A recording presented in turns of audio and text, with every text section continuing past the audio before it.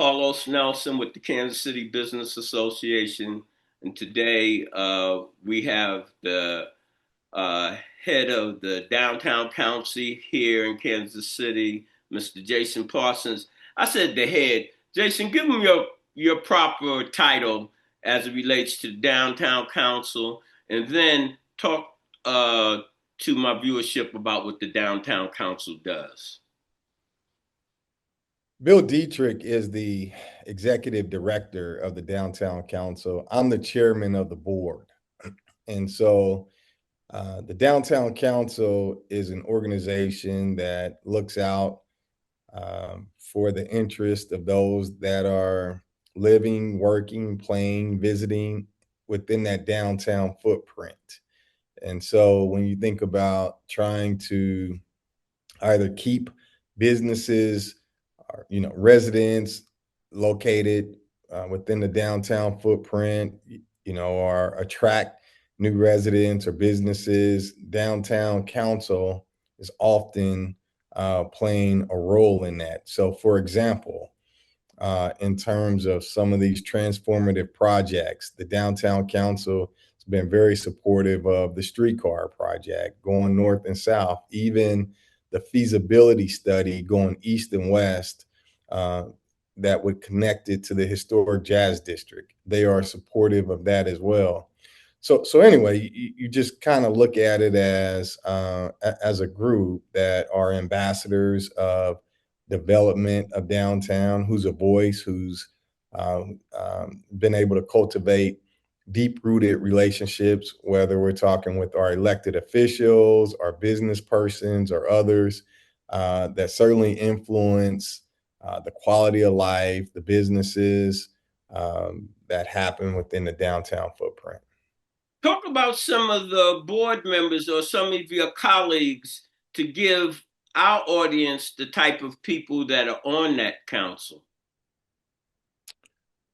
Well, I imagine it's probably public, but I mean, you have um, everyone from a Leonard Graham, who we all love and respect, at Telephone Brown, to Pat Contreras as well. You have a John Copaken.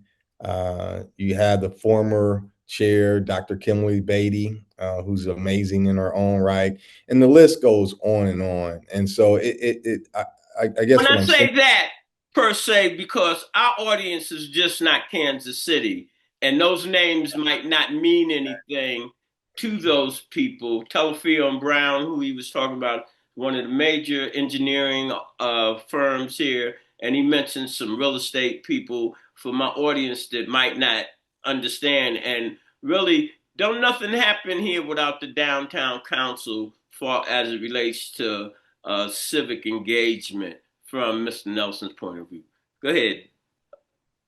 Well, just the board is very diverse, and again, I'm really doing it an injustice by just identifying those few people. But you ask for names, like the type of people, and so that's just an example.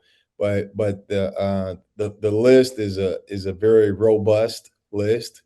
Even includes the interim director of the American Jazz Museum. So it's not just folks that you would think of in a traditional downtown sense.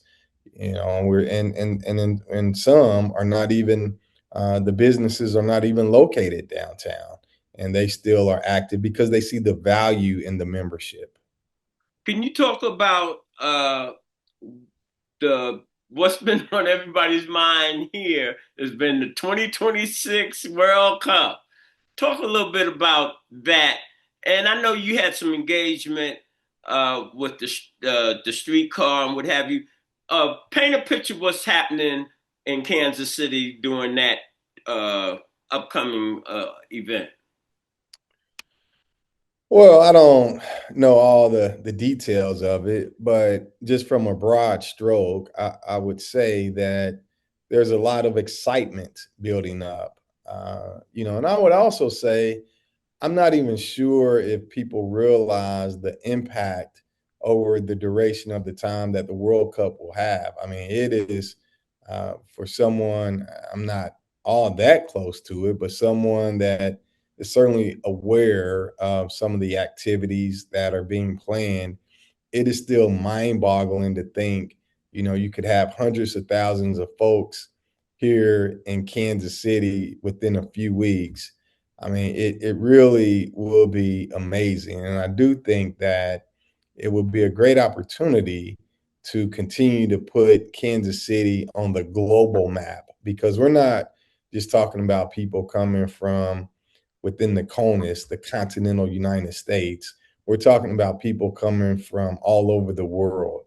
And anytime you have an opportunity to host people from all over the world and roll out the red carpet, you do it. And I think giving credit to all those folks that are putting in long hours and sleepless nights trying to make it happen, kudos to them, because I think in the end we will all be proud of our work and leave a lasting impression on those that visit Kansas City.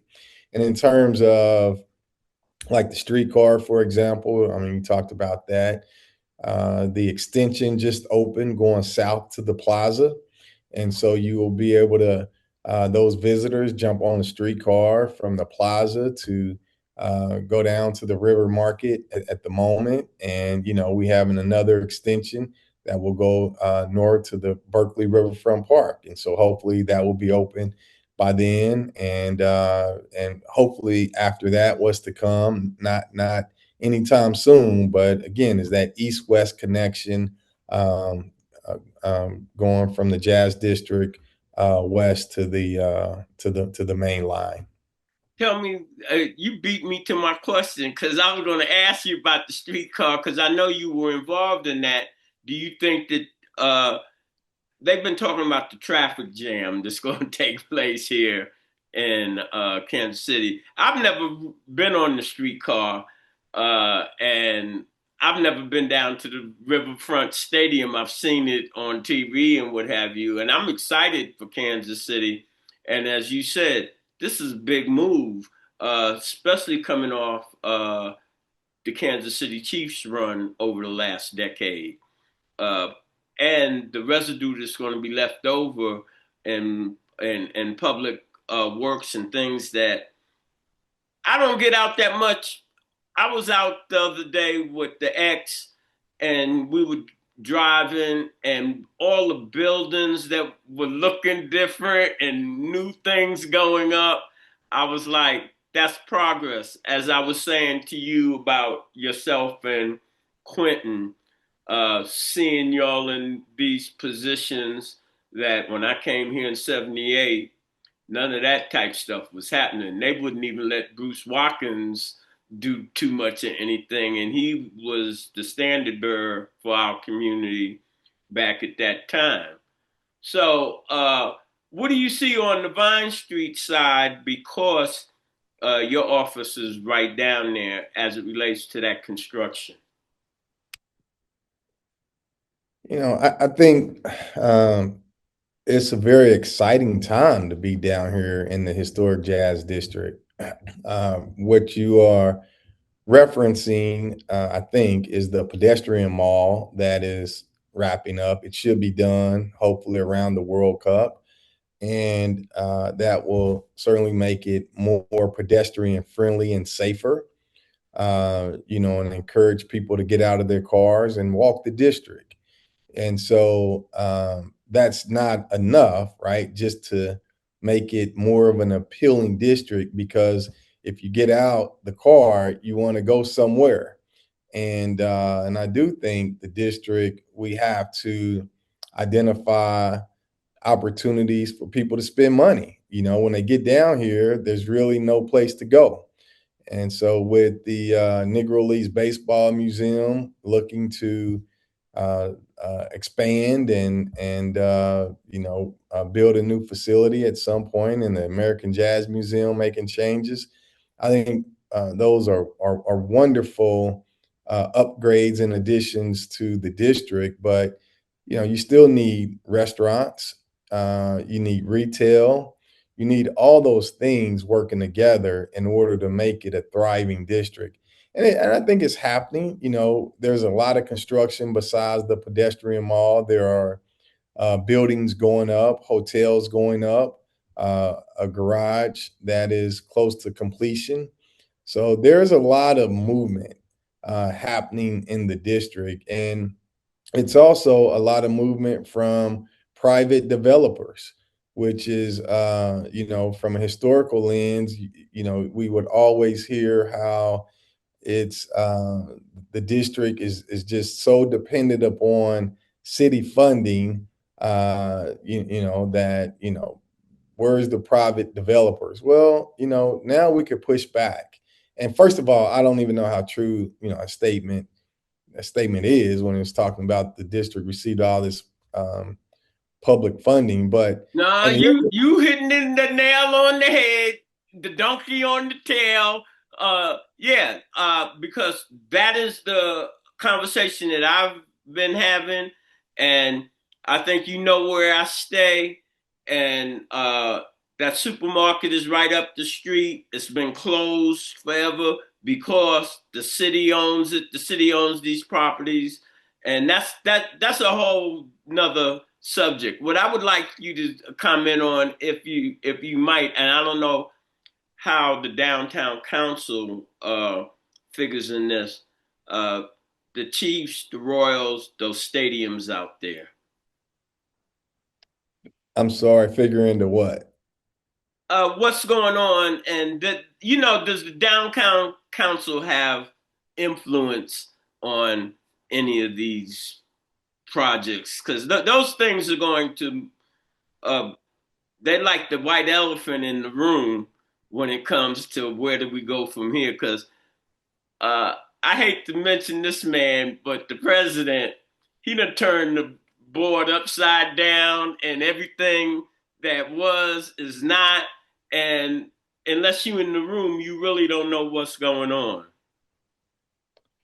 So, in terms of influence or being engaged, to my knowledge, there's no involvement, and it seems like the Chiefs that cake is baked, and I don't know what else can be done. I Well, mean, the I Royals, that's what I'm saying, yeah, basically. well, you said the Chiefs and the Yeah, Royals, well, so I was basically saying the facilities. yeah, yeah, yeah. So I'll just start with the teams, and then maybe address the facilities. As it stands with the Royals, the downtown council has been very consistent in terms of supporting downtown baseball. There, have been a number of sites looked at by the Royals, but in terms of the position of the downtown council and what is supported, downtown council would just love to see downtown baseball, like most of us.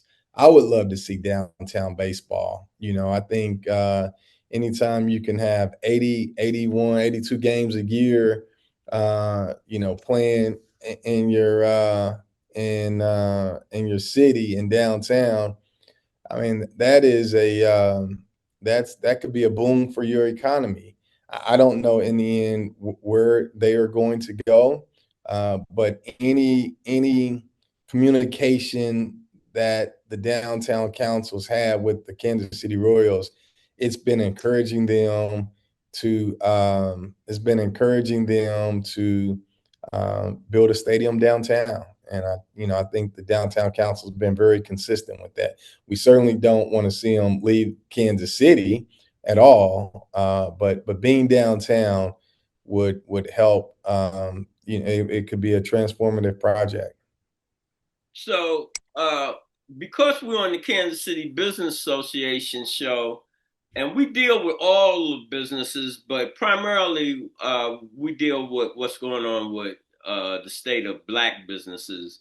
What? And did you mention I was a member of that? I'm sorry, I must have missed that. I'm just saying, if you don't talk about it, right? And membership, you should at least start with as you're No talking. shame, Jason. You giving these plugs.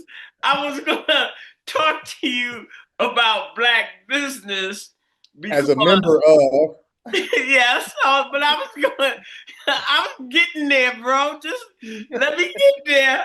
And I was gonna say, not only did you have your public relations company, uh, that's one thing, but you've been doing some real estate things, and you have I believe, I don't even know this to be true, but I believe the castle across the street from the castle, you have some interest in that.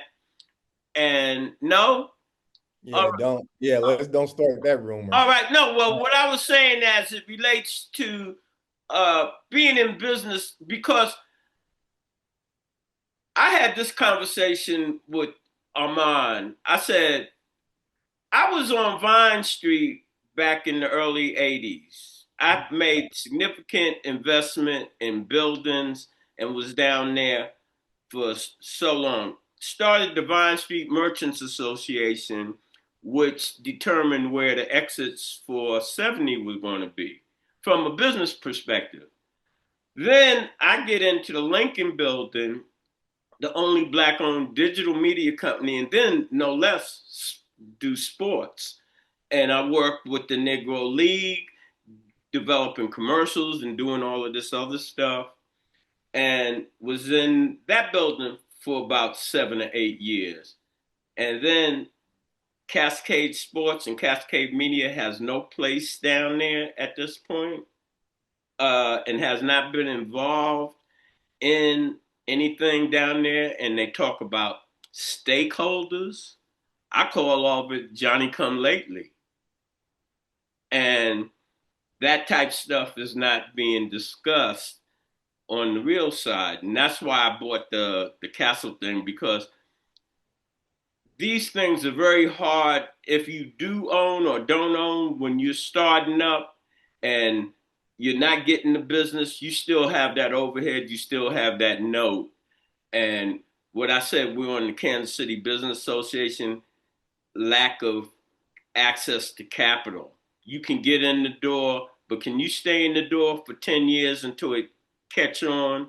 And will your banks be behind you? I've had enough business experience to witness all of this. And what I'm saying to my brethren in the community, we have to support one another, whether you like them or not, because can't you see that if you don't support us, you can't expect the outside community to do your job. And I'd like to close out on what you have to say about how long you've been in business, and what would you say to our audience as it relates that's separate to our community, what we need to do to tighten our game up.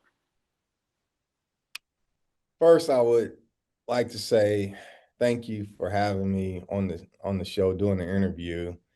You and I have not always have seen eye to eye. That goes without saying, but uh, I think we both can agree that at the root of it all is both of our desires to see community look and do better. Now, how we get there may not be the same, but I think there's more in common than apart. So for me, been very fortunate to been in business for over 20 plus years.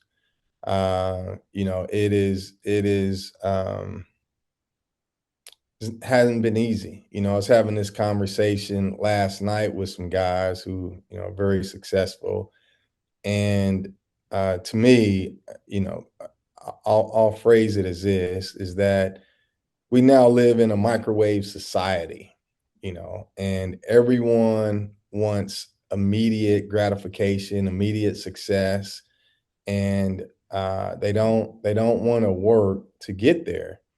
I remember when I was going through some very challenging times and came across the Winston Churchill quote. Simply says this: "When you are going through hell, keep going." Right? And many of us that have been fortunate to get to the other side, whatever that means, we've gone through hell, and I'm no different. It is truly been a journey. I've had some very, very, very low points, some very high points, but at the end of the day, I believed in myself, right? I believe that the work that I was doing, the work that we were doing, it was good work, and we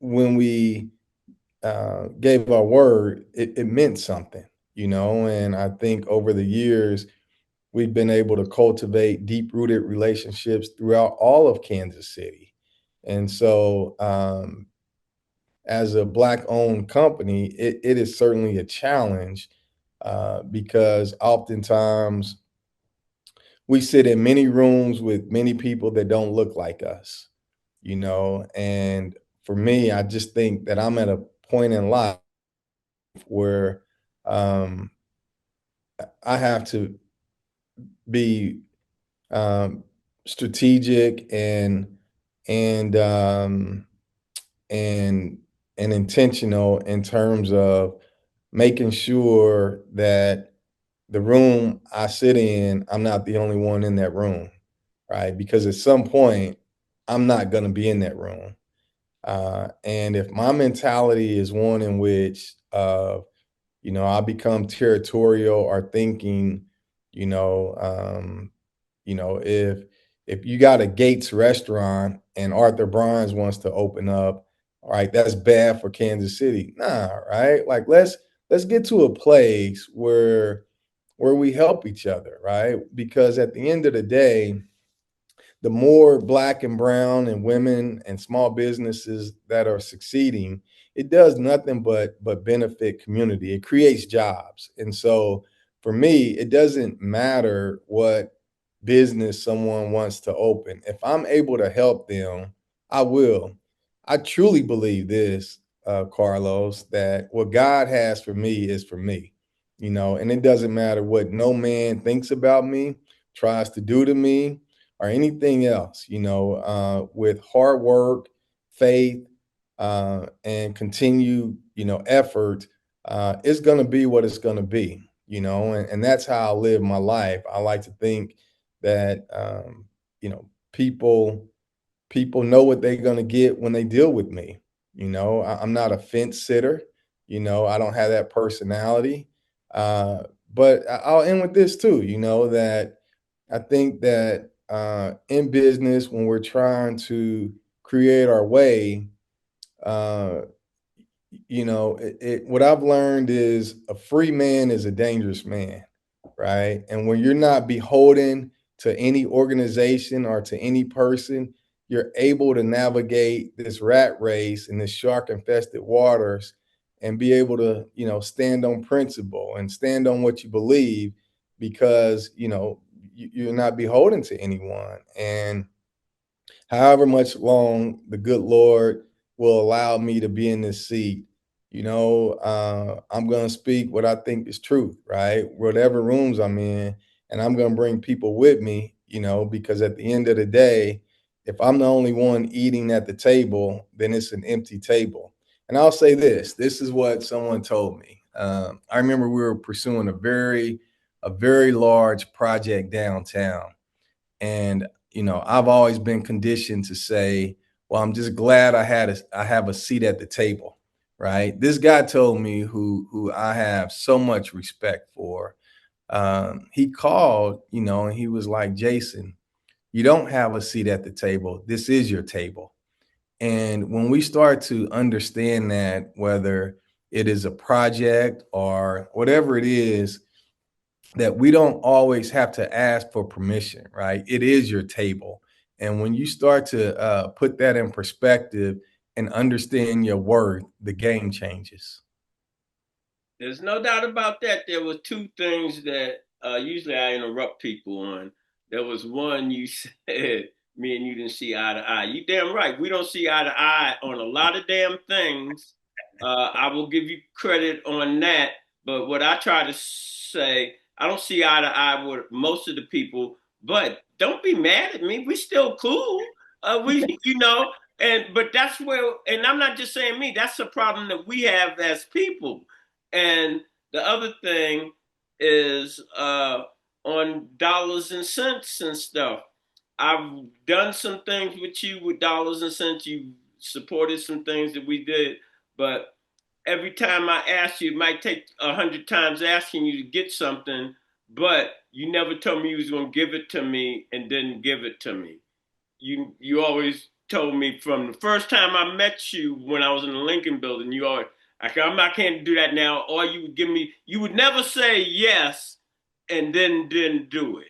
You might wouldn't say nothing, but you never said yes and Yeah. didn't do it. And you have a lot of different people that say yes on a lot of different things, and that causes all the distrust that Right. we have in our community. And uh, I'm not going to go into detail, but when I was asking you for some change about a month ago, what have you, you was like, I'm going to get with you, but right now, this is what I'm doing.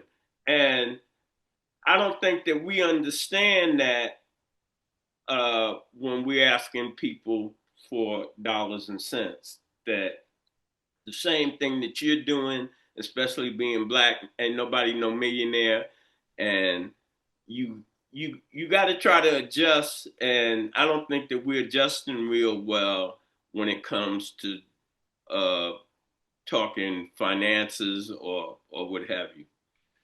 Without God, tell our audience who your grandfather is before we get off the and his connection to Vine Street, not just 18th. Run that down real quick before we get off. Jay McShann, jazz musician, passed a while back, but he was from Oklahoma, Muskogee, Oklahoma, and came here to Kansas City and helped put Kansas City on the map, not only locally but throughout the world. And so I am very proud of what he was able to accomplish. And if I could just do a tenth of what he did in terms of influencing how Kansas City is perceived throughout the world, even if it's just here locally, I would feel like it was a job well done. So super proud of the work that he did, and especially during a time when it was much harder for people of color to be successful.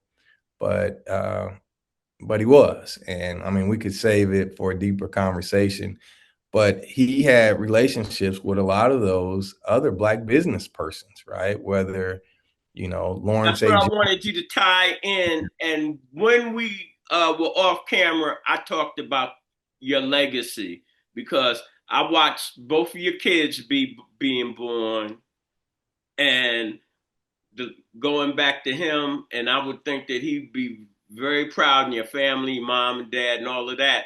That's what we're into here at Cascade, letting our youth know where you came from, where you at now, and if that was in a short period of time, and in today's changing society, where we're not the dominant factor to represent the whole city. And I'm going to leave with this also. My godfather was called the Capo. And Carl always told me, Nelson, if it's not good for Kansas City, you have no business being involved in it. And that's how I see you, and it relates to representing our community. I don't have to agree with your butt on all of this, but at the Yeah, same time, yeah, as I said, the same thing with the mayor. Uh, I'm proud to see y'all at your position because, as I said about Bruce Watkins, when I came in '70, and everybody knows about Bruce Watkins, white, black, or whatever, because things are named after him, but he couldn't get where you're at now, and yeah. take my hats off to you. Well, thank you. And I just want to say too, keep being unapologetic, right? And whether you know it or not, you are a game changer, right? And so whether people support you in different ways that you ask, I have no idea. But in order for us to move the needle, we need all hands on deck, and you play a critical role in that. So thank you. All right. So as we close out, and we always say, when you invest in your community, you're really just investing in yourself. Good day. This is brought to you by Kansas City Business Association, working to improve our community.